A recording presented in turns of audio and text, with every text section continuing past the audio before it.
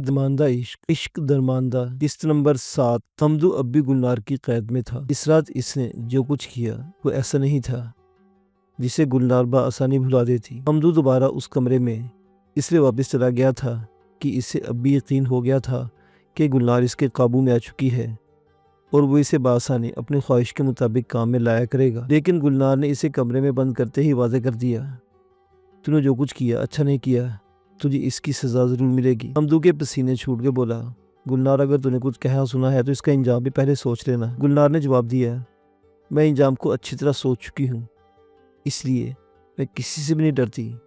تو نے میرے ساتھ جو کچھ کیا ہے میں اس کی سزا ضرور دوں گی۔ اگر تو نے اب نکل بھاگنے کی کوشش کی تو میں اس کی بھی خبر گیری کروں گی اور تجھے بھاگنے نہیں دوں گی۔ حمدو اپنے کمرے میں ٹہلنے لگا۔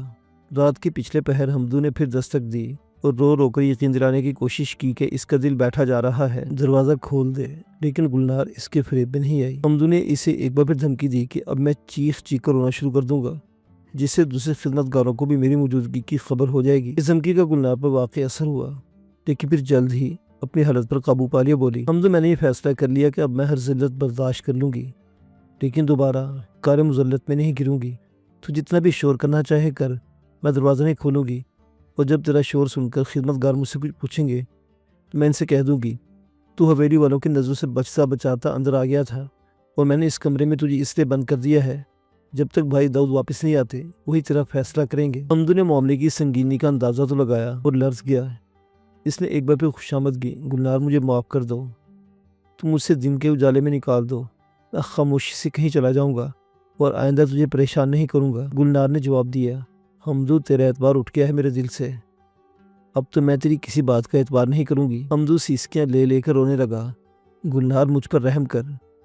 گلنار نے بے رحمی سے کہا، میں رحم نہیں کروں گی، کیونکہ رحم تو ان پر کیا جاتا ہے جو دوسروں پر بھی رحم کرتے ہیں۔ حمدو نے زور زور سے دروازہ پیٹنا شروع کر دیا اور چیخا، میں دروازہ توڑ دوں گا، اگر دروازہ نہ کھلا تو میں قیامت کھڑی کر دوں گا، میں ہنگامہ کر دوں گا۔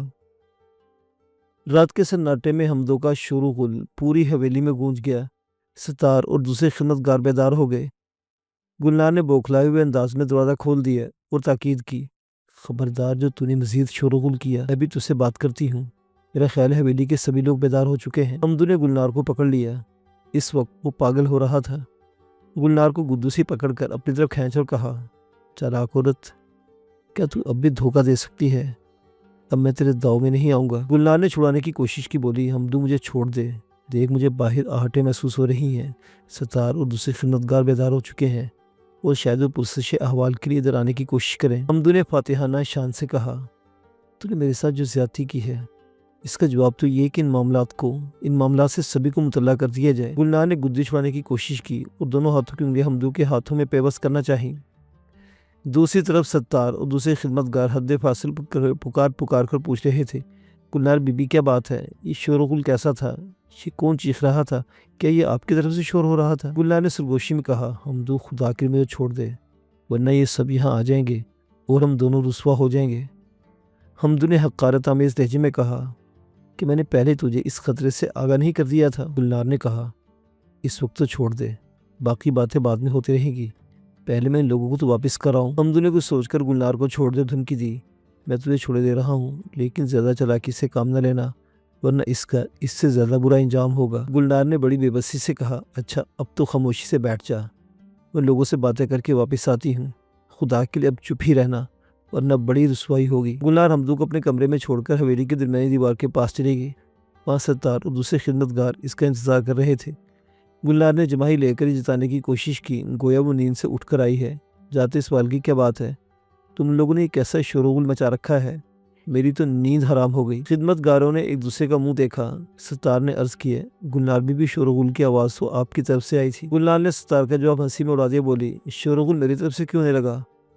اپنی طرف جا کر دیکھو اور مجھے مطلع کرو کہ کیا معاملہ ہے۔ کس میں اتنی ہمت تھی کہ گلنار سے بحث کرتا؟ وہ سب اپنا سا منہ لے کر واپس چلے گئے۔ گلنار نے غصے میں بآواز بلند کہا، اور دیکھو اگر شور و غل کا سبب معلوم ہو جائے تو مجھے ضرور مطلع کرنا، ورنہ مجھے پریشان نہ کرنا۔ تم لوگ آپس میں لڑتے جھگڑتے ہو، میری نیند خامخواہ خراب کرتے ہو۔ خدمتگار کچھ دیر تو چپ چاپ وہیں کھڑے رہے، اس کے بعد واپس چلے گئے اور حویلی کے مختلف حصوں میں گھوم پھر کر شور و غل کا سبب جاننے کی کوشش کی، مگر ناکام رہے۔ گلنار اپنے کمرے میں چلی گئی۔ وہاں حمدو ایک کونے میں بیٹھا بڑی بے چینی سے اس کا انتظار کر رہا تھا۔ اس نے گلنار کو دیکھتے سوال کیا، کیا وہ لوگ واپس چلے گئے؟ ہاں واپس چلے گئے، لیکن میں نے ان کے چہروں کے تاثرات سے یہی اندازہ لگایا ہے کہ انہیں میری بات کا یقین نہیں آیا اور انہیں شبہ ہے کہ شوروغل زنان خانے ہی سے بلند ہوا تھا۔ حمدو نے کہا، ان کا شبہ درست ہے، انہیں زنان خانے میں داخل ہو جانا چاہیے تھا۔ گلنار بہت افسردہ ہو رہی تھی۔ حمدو اپنی جگہ سے اٹھا اور گلنار کا ہاتھ پکڑ لیا، اس کے چہرے کو اپنے سامنے کر لیا، بولا، گلنار تو کتنی ہی موقع شناس اور عقل مند کیوں نہ ہو، لیکن میرے معاملے میں تو نے حماقت اور کم عقلی کا ثبوت دیا۔ میری آغوش میں آ جا اور تمام اندیشے اپنے دل و دماغ سے نکال دے۔ گلنار نے جواب دیا، حمدو میں تو یہ یقین دلا رہی ہوں کہ داؤد بھائی کے آتے ہی تجھ سے شادی کر لوں گی، تو پریشان کیوں ہو رہا ہے؟ حمدو پر دیوانگی طاری تھی۔ گلنار کو زبردستی چمٹا لیا، بولا، گلنار جو کچھ آج حاصل کر سکتا ہوں اس کی حصولیابی کل پر کیوں چھوڑوں؟ میں خوب جانتا کہ تو جو کچھ کہہ رہی ہے وہ محض فریب ہے، میں اس پر کس طرح یقین کر لوں؟ گلنار کے دل میں برے برے خیالات آ رہے تھے، اس کے عزائم خطرناک ہو رہے تھے۔ اس نے کمرے میں رکھی تلوار اور پیش قبض پر نظر ڈالی۔ وہ دل میں ارادہ کر لے کہ موقع پاتے ہم وہ کو ہلاک کرنے کی کوشش کرے گی۔ اگر اس میں کامیاب ہوگی تو ٹھیک، ورنہ پھر دیکھا جائے گا۔ حمدو نے گلنار کی نظروں کا تعاقب کرتے تلوار اور پیش قبض کی تو دیکھا اور گلنار کو چھوڑ کر تلوار اور پیش قبض پر قبضہ کرتے ہوئے پوچھا، گلنار کیا خیال ہے؟ کیا تو ان ہتھیاروں سے کام لینا چاہتی ہے؟ اس کے بعد اس نے دونوں ہتھیاروں کو کھڑکی کے باہر پھینک دیا اور کہا، ان کا یہاں کیا کام؟ گلنار نے بھاگنے کی کوشش کی، لیکن حمدو نے پکڑ لیا، بولا، کہاں چلی گلنار بیگم؟ مجھ سے بھاگنا فضول ہے۔ اس کے بعد اس نے گلنار سے وہ سلوک کیا کہ وہ اپنے کیے پر پچھتاتی رہی۔ اب فیروز بخت کا کوئی ذکر ہی نہ ہوتا۔ حمدو اپنے مطلب براری میں مصروف تھا۔ گلنار کے سینے میں انتقام کی بھٹی جل رہی تھی۔ اس نے حمدو کے چہرے سے اندازہ لگا لیا کہ اگر اس سے ذرا سی بھی مزاحمت کی تو حمدو اسے ذلیل بھی کرے گا اور ہلاک بھی کر دے گا۔ وہ خاموش رہی اور خود کو بالکل ہی حمدو کے حوالے کر دیا۔ حمدو گلنار کو پوری رات رونتا رہا۔ آخر میں جب حمدو کے دوسرے کمرے میں جانے کی باری آئی تو حمدو نے اس میں جانے سے انکار کرتے کہا، اب میں تنہا نہیں رہوں گا، میرا قیام اسی کمرے میں بندوبست ہونا چاہیے۔ گلنار نے جواب دیا، حمدو اب تو حد سے بڑھتا جا رہا ہے، میں تجھے اپنے کمرے میں کس طرح رکھ سکتی ہوں؟ حمدو نے نرمی سے کہا، میں اپنے قید خانے میں ایک بار پھر جا سکتا ہوں، لیکن اسی صورت میں جب مجھے یقین ہو جائے کہ میں اس قید خانے سے نکل بھی سکوں گا۔ گلنار نے جواب دیا، جب میں تجھے یہ کہہ رہی ہوں کہ بھائی داؤد کے آتے ہی میں تجھ سے شادی کر لوں گی تو اعتبار کیوں نہیں کرتا؟ اور میں یوں بھی کل تجھے حویلی سے نکال دوں گی، اور جب تو حویلی میں دوبارہ داخل ہوگا تو اس طرح گویا تو اغوا کرنے والوں کے چنگل سے نکل بھاگا ہے۔ حمدو نے آنکھوں میں آنکھیں ڈال کر پوچھا، سچا وعدہ؟ اب میں جھوٹا وعدہ کس طرح کر سکتی ہوں؟ تو نے میرے ساتھ جو کچھ کیا ہے، میری اور پوری دنیا کی رائے میں اس کا اس سے بہتر کوئی حل نہیں کہ تجھ سے شادی کر لوں۔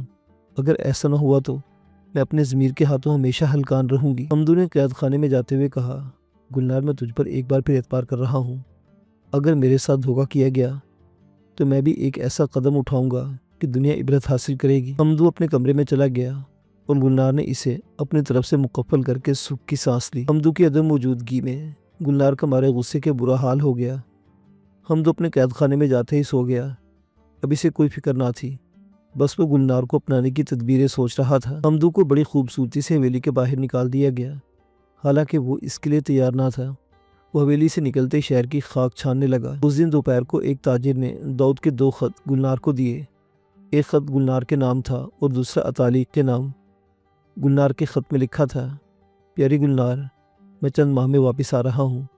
جب سے مجھے یہ معلوم ہوا کہ تو نے فیروز بخت سے اپنی نفرت ختم کر دی ہے اور اب دن رات اس کی فلاح و بہبود کے بارے میں سوچا کرتی ہے، میں بہت خوش ہوں۔ گلنار، یہ لڑکا ہم دونوں کا ساتھ دے گا۔ آج ہم دونوں اس پر احسان کریں گے، کل وہ اس کا حساب کتاب چکائے گا۔ جب سے مجھے یہ معلوم ہوا کہ فیروز بخت خاصا لائق ہو گیا ہے، میں بہت خوش ہوں اور اس کی لیاقت کے مشاہدے کے لیے بے چین ہو رہا ہوں۔ دعا کرو میں جلد از جلد وطن پہنچوں اور وہ تماشے اپنی آنکھوں سے دیکھ لوں جن کا ذکر تمہارے خط میں پڑھتا رہا ہوں۔ عطالیق کا خط اس کے حوالے کر دیا جائے۔ گلنار عطالیق کا خط پڑھنے کے لیے بے چین تھی۔ عطالیق کا خط کھلا، نسبتاً گلنار کے خط سے لمبا تھا۔ اس میں لکھا تھا، استاد محترم، میں آپ کی محنت کے ثمرات دیکھنے کے لیے بے چین ہوں۔ مجھے معلوم ہے کہ فیروز بخت عالمانہ محاباہت سے کرنے لگا ہے، واللہ یہ ایک ایسی خبر ہے کہ میں اس کے بارے میں جتنا سوچتا ہوں حیرت بڑھتی جاتی ہے۔ میں آپ سے مؤدبانہ درخواست کرتا ہوں کہ فیروز بخت کی تعلیم و تربیت میں کوئی کسر نہ رہ جائے۔ میں آپ کو آپ کا محنتانہ تو نہیں دے سکتا، لیکن جب فیروز بخت فارغ التحصیل ہو جائے گا تو میں آپ کو نوازوں گا۔ استاد محترم، مجھے آپ لوگ بہت یاد آتے ہیں۔ روز و شب کے کسی حصے میں آپ کو یاد کیا جاتا ہے۔ جب سے مجھے یہ معلوم ہوا کہ بہن گلنار بھی فیروز بخت پر بہت زیادہ توجہ دے رہی ہے تو میری خوشی کا کوئی ٹھکانہ نہیں رہا۔ میں عنقریب واپس آ رہا ہوں، یہاں میرا دل نہیں لگ رہا۔ میں آتے ہی پہلے تو فیروز بخت کو سینے سے لگا کر چند بوسے دوں گا، اس کے بعد کوئی دوسرا کام کروں گا۔ استاد محترم، اگر میں اپنے اس منصوبے میں کامیاب ہو گیا اور فیروز بخت نے میری صحیح جانشینی کی تو میں اپنی زندگی کے بہترین تجربے میں شاندار کامیابی حاصل کر لوں گا۔ میں فیروز بخت کو یہ وصیت کروں گا کہ وہ بھی شادی نہ کرے اور اس طرح کسی لاوارث بچے کو پال پوس کر تعلیم و تربیت سے سنوار کر اپنا جانشین بنائے، کیونکہ میں یہ نہیں چاہتا کہ جس دولت جائیداد اور کاروبار کو میں نے اتنی جانفشانی، محنت اور نفس کشی سے قائم اور برقرار رکھا ہے وہ شادی کے بعد بہت ساری اولاد میں تقسیم ہو کر ختم ہو جائے، کیونکہ شادی سے جب اولاد پیدا ہوتی ہے ان میں کچھ نالائق نکل جاتی ہے اور ایک آدھ لائق اولاد اپنے حصے کو محفوظ رکھتی ہے تو بعد میں اس کی نالائق اولاد اسے ضائع کر دیتی ہے۔ لیکن میں اپنے بعد یہ عمل نہیں دہرانا چاہتا۔ میں فیروز بخت کو ہدایت اور وصیت کروں گا کہ میری طرح وہ بھی زندگی بھر شادی نہ کرے اور میری طرح وہ بھی کسی لاوارث بچے سے میرے اس منصوبے کو زندہ اور برقرار رکھے۔ پھر فیروز بخت بھی میری طرح اپنے جانشین کو یہی ہدایت اور وصیت کرے گا اور یہ عمل نسلوں جاری رہے گا۔ یقیناً کچھ لوگ یہ سوچیں گے کہ آپس میں سوال کریں گے کہ اس عجیب و غریب عمل سے آخر مجھے کیا فائدہ پہنچے گا۔ ان کے اس سوال کا میرے پاس ایک ہی جواب ہے، ہم جو کچھ کرتے ہیں ہمیں اس کے نفع و نقصان کی پرواہ کیے بغیر کچھ ایسے کام بھی کرنے چاہیے جس سے دنیا کے کچھ عجیب و غریب نتائج حاصل ہوں۔ میرا یہ تجربہ بھی دنیا کو عجیب و غریب نتیجوں سے چونکا دے گا۔ بس میں اسی کوشش اور تجربے کا حاصل ہوگا، کیونکہ دنیا میں انسان کا نام اس کی کسی ایسی ہی کوشش اور کام کے سبب زندہ رہتا ہے۔ فاتح اپنی فتوحات اور بادشاہ اپنی کشور کشائی سے نام زندہ رکھتے ہیں، لیکن میں فاتح یا بادشاہ تو نہیں ہوں، اس لیے اپنا نام اس طرح زندہ رکھنے کی کوشش کروں گا۔ جیسا کہ میں نے لکھا ہے، میں بہت جلد وطن واپس آ رہا ہوں اور آپ کی محنت اور کوشش کا ثمر دیکھوں گا۔ گلنار نے عطالیق کا خط پڑھ کر بند کر کے رکھ دیا اور اس کا انتظار کرنے لگی۔ شام کو پریشان حال حمدو بھی آ گیا۔ خدمت گاروں نے اسے چاروں طرف سے گھیر لیا۔ انہیں حمدو کے اچانک آنے سے بڑی خوشی ہوئی تھی، لیکن ستار نسبتاً کم خوش تھا۔ وہ اپنی گمشدگی کی ایک عجیب لرزہ خیز داستان لے کر آیا تھا۔ اس نے اپنے ساتھیوں کو بتایا کہ اس کو انہی لوگوں نے اغوا کیا تھا۔ ان لوگوں نے فیروز بخت کو روشن چراغ دہلی کی درگاہ سے اغوا کیا تھا۔ یہ ایرانی لوگ تھے اور اسے فیروز بخت کے ساتھ ہی ایران لے جانا چاہتے تھے۔ ان ایرانیوں نے فیروز بخت اور حمدو کو اغوا کر کے پہلے تو انہیں غار میں قید کر دیا، یا دونوں کے ساتھ تکلیف دہ سلوک کیا گیا۔ ایرانی فیروز بخت کو ڈانٹتے پھٹکارتے رہے کہ وہ سنبھالنے کے بعد اس اپنے رشتہ داروں کو تلاش کیوں نہیں کیا۔ انہوں نے فیروز بخت کے کئی تمانچے رسید کر کہا، اس کے عدم موجودگی میں ایران میں اس کی آبائی جائیداد پر دوسروں کا قبضہ ہو چکا ہے، فوراً ایران چل۔ اس کے بعد ان لوگوں نے حمدو کی پٹائی کر دی، کیونکہ فیروز بخت نے حمدو کی شکایت کر دی تھی کہ خدمت گزاری کے دوران حمدو نے فیروز بخت کو بہت ستایا تھا۔ حمدو نے یہ بھی بتایا کہ ان لوگوں نے اسے بھوکا پیاسا رکھا اور کئی دن سونے نہیں دیا۔ آخر میں وہ لوگ خود حمدو کو جنگل بھٹکنے کے لیے چھوڑ کر ایران چلے گئے اور وہ اس نامعلوم اور گمنام جنگل میں کئی دن بھٹکتا رہا۔ حمدو نے جنگل میں بھٹکنے اور درندوں سے ڈرنے کا ایسا لرزہ خیز سما باندھا کہ سننے والوں کی کپ کپی چھوٹ گئی، لیکن ستار نے اس کی داستان سرائی میں کوئی خاص دلچسپی نہیں لی۔ خدمت گاروں کے بعد گلنار سے ملا اور اس کو بھی یہ داستان سنائی۔ گلنار نے افسوس کرتے ہوئے پوچھا، وہ لوگ فیروز بخت کو کہاں لے گئے؟ حمدو نے جواب دیا، مجھے کچھ پتہ نہیں، لیکن میرا خیال ہے وہ ایران چلا گیا۔ گلنار نے خدمت گاروں کو کام بتا کر رخصت کر دیا اور تنہائی میں حمدو سے پوچھا، تیری اس داستان کا تیرے ساتھیوں نے کیا اثر لیا؟ حمدو نے جواب دیا، انہیں میری باتوں کو یقین آ گیا ہے اور وہ سب افسوس کر رہے تھے۔ گلنار نے پوچھا، ستار کیا کہہ رہا تھا؟ حمدو نے جواب دیا، میرا خیال ہے اس پر کوئی خاص اثر نہیں ہوا۔ گلنار نے سر جھکا لیا۔ ذرا دیر بعد بولی، تو اس کا یہ مطلب ہے کہ ستار نے تیری باتوں کا یقین نہیں کیا؟ ہو سکتا ہے، میں کچھ کہہ نہیں سکتا، گلنار نے سختی سے کہا۔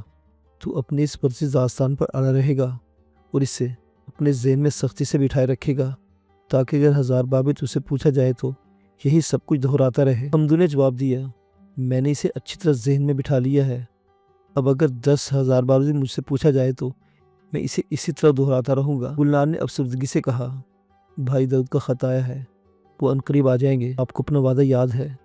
گلنار نے جواب دیا، سرے 10 اس موضوع پر کوئی بات نہیں ہوگی۔ حمدو کا دل ڈوبنے لگا۔ کیوں؟ آخر کیوں؟ گلنار نے کہا، اس لیے کہ تو نے میری کمزوری سے فائدہ اٹھایا اور میں نے وہ وعدہ مجبوری میں کیا۔ حمدو کو غصہ آنے لگا، لیکن اب حالات دوسرے تھے اور اس غصے سے اسے کوئی فائدہ نہیں پہنچ سکتا تھا۔ بولا، گلنار یہ تو زیادتی کر رہی ہے۔ گلنار یکدم برہم ہو گئی۔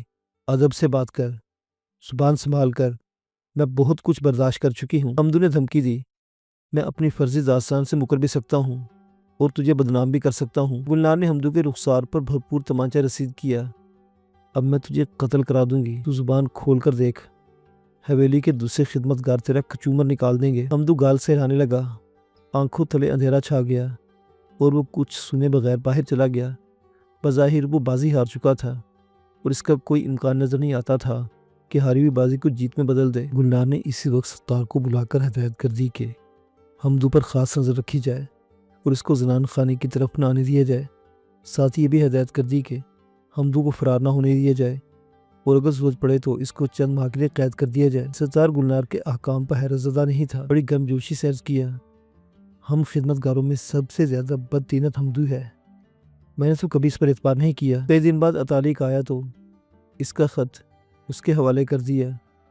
عطالیق نے اس خط کو کئی بار پڑھا اور مزے لیتا رہا۔ آخر میں پوچھا، کیا فیروز بخت کا کچھ پتہ چلا؟ گلنار نے حمدو کی داستان سنا دی۔ بولی، میرا خیال ہے وہ ایران چلا گیا۔ عطالیق نے فکرمند لہجے میں کہا، پھر میں کیا جواب دوں داؤد کو؟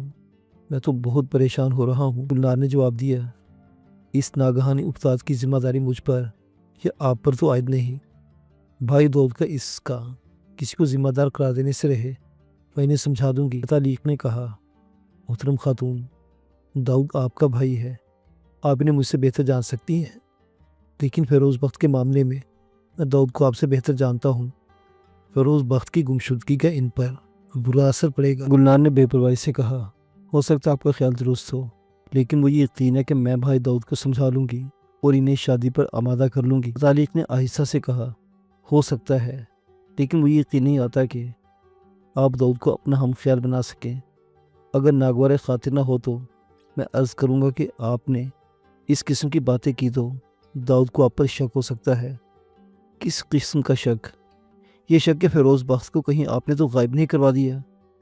گلنار نے مسکرا کر کہا، بھائی داؤد مجھ پر اس قسم کا شک نہیں کر سکتے، اور بالفرض محال اگر انہوں نے شک کیا تو میں حمدو کو پیش کر دوں گی، جس کو اسی دن ان لوگوں نے اغوا کر لیا تھا اور بڑی مشکل سے جان بچا کر واپس آیا ہے۔ ستار بھاگا ہوا آیا اور عطالیق سے کہا، استاد محترم، آپ کو مالک نے ایک خط کے ذریعے حویلی کے خدمتگاروں کی حاکمی بخشی تھی کہ آپ نے اپنے اس فرض کو بھی انجام دے رہے ہیں؟ عطالیق نے جواب دیا، نہیں، کیونکہ میں نے داؤد کی اس خواہش کو کبھی قبول نہیں کیا۔ ستار کچھ کہنے کے لیے بے چین تھا۔ بولا، تب پھر میں گلنار بی بی سے کہہ رہا ہوں کہ حمدو پر سختی کرے، کیونکہ وہ بڑی بے تکی باتیں کرتا پھر رہا ہے۔ گلنار کے ہوش و حواس جاتے رہے۔ گھبرا کر پوچھا، وہ کیا کہہ رہا ہے؟ ستار نے اٹک اٹک کر جواب دیا، بی بی وہ ایسی باتیں کر رہا ہے میں انہیں دہرا نہیں سکتا۔ عطالیق نے سوالے نظروں سے گلنار اور ستار کو باری باری دیکھا۔ گلنار نے عطالیق سے کہا، استاد محترم، اب آپ جا سکتے ہیں، 2-4 دن بعد تشریف لائیں، میں بعض ضروری امور پر بات کروں گی۔ عطالیق بے چوچلا اٹھ کر چلا گیا۔ ستار رکا رہا۔ جب عطالیق نظروں سے اوجھل ہو گیا تو گلنار نے ستار کو حکم دیا، تو استاد محترم کے پیچھے پیچھے اور دیکھے کہیں حمدو ان سے کوئی بات نہیں کرتا۔ ستار فوراً چلا گیا اور کچھ دیر بعد واپس آ کر بتایا کہ حمدو نے عطالیق سے کوئی بات نہیں کی۔ گلنار نے ستار کو اپنے پاس بٹھا لیا اور نرمی سے پوچھا، ہاں تو اب بتا، حمدو کس قسم کی باتیں کر رہا ہے؟ ستار نے ذرا رک رک کر جواب دیا، وہ معلوم نہیں کیا کچھ کہہ رہا ہے، وہ کہتا ہے کہ فیروز بخت کو آپ نے غائب کروایا ہے، وہ یہ بھی کہتا ہے کہ اسے کسی نے بھی اغوا نہیں کیا، وہ آپ کی خواہش پر خود ہی روپوش ہو گیا تھا۔ گلنار گھبرا کے بولی، حمدو کو اسی وقت میرے پاس لے آ، میں اس سے پوچھوں کہ وہ یہ کیا بکواس کر رہا ہے۔ ستار گیا اور حمدو کو بلا لایا۔ نظروں ہی نظروں میں نہ جانے کیا باتیں ہو گئیں۔ جیسے گلنار نے پوچھا، حمدو تو یہ کیا بکواس کرتا پھرتا ہے؟ حمدو نے ہنس کر پوچھا۔ کیسی بکواس؟ میں نے تو کچھ بھی نہیں کہا۔ گلنار نے ستار سے کہا۔ تو ہی بتا یہ کیا کہہ رہا تھا؟ ستار نے جواب دیا، یہ آپ کے سامنے مکر رہا ہے، اس لیے میں کیا بتاؤں یہ کیسی بکواس کر رہا تھا؟ گلنار نے غصے میں کہا، تم دونوں دفعہ ہو جاؤ، میں تمہاری صورت نہیں دیکھنا چاہتی۔ ستار اور حمدو ایک ساتھ مڑے، ستار آگے تھا اور حمدو پیچھے۔ حمدو نے جاتے تھے مڑ کر گلنار کی طرف دیکھا۔ گلنار نے ہاتھ کے اشارے سے کہا کہ ستار کو چھوڑ کر واپس آ جا۔ چنانچہ وہ ستار کو اس کی کوٹری میں چھوڑ کر چپکے سے گلنار کے پاس واپس آ گیا۔ گلنار نے حمدو کو دوبارہ اس کے سابقہ قید خانے میں پہنچا دیا۔ شرارت امیز مسکراہٹ سے بولی، تیری سزا یہی ہے کہ یہاں پھر سے قید ہو جا۔ حمدو نے پوچھا، میں کب تک یہاں قید رہوں گا؟ گلنار نے بڑی ادا سے کہا، تو یوں بھی میرا قیدی ہے، اس لیے تیرا یہ سوال فضول ہے۔ حمدو نے کہا، نہیں، اس سے کام نہیں چلے گا، میرے سینے میں آگ لگ رہی ہے اور پورے جسم میں کوئی شے کیف و سرور کی طرح بہہ رہی ہے، میں اسے گلی خلاصی چاہتا ہوں۔ گلنار نے جواب دیا، تو بڑا شاطر انسان ہے، ذرا صبر کر، میں اس کا علاج بھی کر دوں گی۔ گلنار نے جلدی جلدی بناؤ سنگھار کیا اور سج سجا کے کمرے کا دروازہ کھول دیا۔ حمدو جب دوبارہ اس کے سامنے آیا تو گلنار دلہن کی طرح اس کے سامنے کھڑی تھی۔ حمدو نے اس کو آغوش میں لے لیا، بولا، گلنار خدا کی قسم میری سمجھ میں نہیں آئی۔ گلنار نے جواب دیا، میری سمجھ میں تو نہیں آیا، تو نے جو لوگوں میں اول پھول کیا ہے اس کا عام اثر کیا دیکھا؟ حمدو نے کہا، میں نے اس پر غور ہی نہیں کیا، اس سوال کا کیا جواب دوں؟ گلنار نے کہا، بہرحال تو جو کچھ کر رہا ہے اچھا نہیں کر رہا، میں چاہتی تو ذرا صبر سے کام لے، لیکن تو صبر نہیں کر سکتا اور بے صبری کا جو نتیجہ نکلے گا خود اپنی آنکھوں سے دیکھ لے گا۔ حمدو نے اپنا مشغلہ جاری رکھا، بولا، میں فکر نہیں پالتا اور میں پہلے ہی کہہ چکا ہوں کہ میں نے آپ کی خاطر اپنی زندگی کو بیع کر دیا ہے، میں موت سے بھی نہیں ڈرتا۔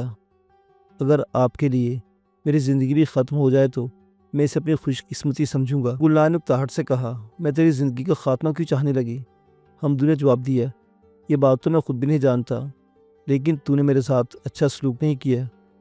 گلنار نے کہا، اچھا، اب فضول باتیں بند کر اور مجھ سے وعدہ کر کے آئندہ اس طرح زبان نہیں کھولے گا۔ حمدو نے جواب دیا، میں یہ وعدہ تو کر لوں گا، لیکن تو بھی وعدہ کر کے مجھے پریشان نہیں کرے گی اور اپنا وعدہ پورا کرے گی۔ گلنار نے کہا، اب میں بار بار کیا وعدہ کروں؟ ایک بار کر چکی ہوں، کیا وہ کافی نہیں؟ اور یہ تو کیوں نہیں سوچتا کہ میں کوئی معمولی عورت نہیں جو ایک بار وعدہ کر کے پھر جائے؟ حمدو نے کہا، میں بھی کوئی معمولی آدمی نہیں ہوں، کیونکہ میں نے تجھ سے جو عہد کیا پورا کیا۔ گلنار کا شاطر دماغ اس وقت بھی منصوبہ بندی میں مصروف تھا۔ اس نے معلوم نہیں کیسے کیسے منصوبے بنا ڈالے۔ وہ حمدو سے بیزار تھی، لیکن اپنی کمزوری کی وجہ سے بے عذری اختیار کیے ہوئے تھی۔ جیسے تیسے وقت گزرتا رہا، حمدو نے اپنی زبان قابو میں کر لی تھی۔ گلنار اس کی خواہشات پوری کرتی رہی، اطالی کی آمد و رفت جاری رہی۔ ستار حمدو اور گلنار کے معاملات سے آگاہ ہو چکا تھا، لیکن اپنی زبان بند کیے ہوئے تھا۔ دوسرے خدمت گار بھی آپس میں کچھ عجیب سی سرگوشیاں کرنے لگے تھے۔ آخر 2 ماہ 10 دن بعد داؤد بھی آ گیا۔ خدمت گاروں کی فوج نے داؤد کا شاندار استقبال کیا اور گلنار بھائی کو دیکھتے اس کے سینے سے لگ کر زاروں کی طرح رونے لگے۔ حمدو کا رویہ ان سب سے الگ اور محتاط تھا۔ اطالی قافلے کے پڑاؤ سے داؤد کے ساتھ حویلی تک آیا تھا۔ معزز سامعین و ناظرین، یہ داستان ابھی جاری ہے۔